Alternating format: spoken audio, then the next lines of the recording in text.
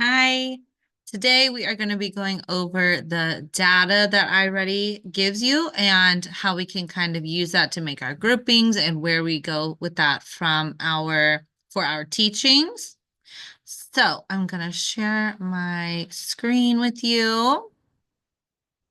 This is the main iReady dashboard when you log in. So you have 4 tabs right here.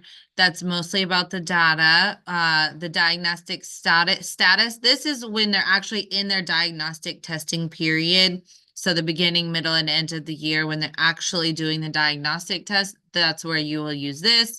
So you can see who started, who's still working it, who's done. They give you flags. If they rush, you can reset it and make them or have them start over if they rush. So this is a great tool while you're in the diagnostic window. Not so much useful outside of the diagnostic window, but that's okay. So moving right along, we're going to the diagnostic results. This is where you can see what's going on with your kids. So we're going to click on explore the placements.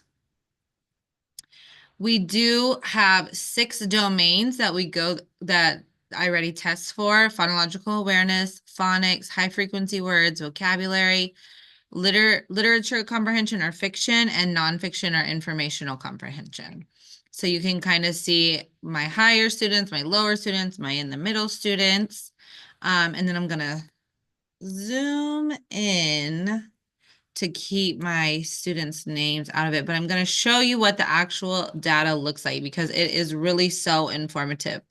So over here, they have an overall placement and score, like a numerical score, and it tells you around what grade level they're on. I teach first grade, so this is pretty accurate information for middle of the year.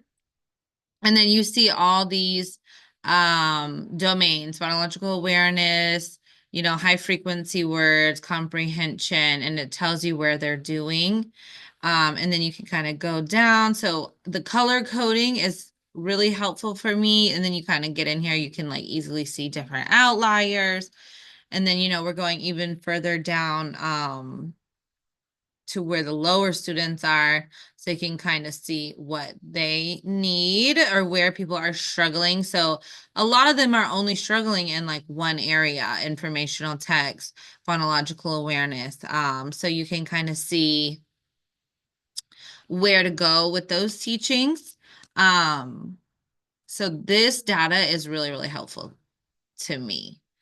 Between the color coding, the numerical values, and the words of like what grade they're in is really nice.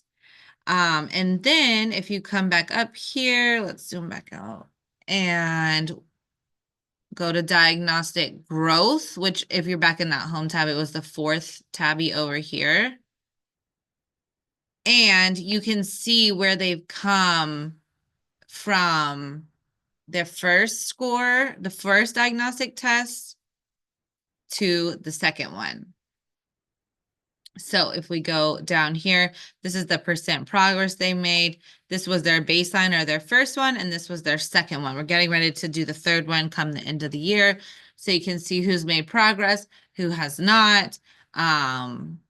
So the data really is very helpful for seeing where your students need to go. I have just a few more things about the data that I wanted to say. Once you've seen the data, you can use it to,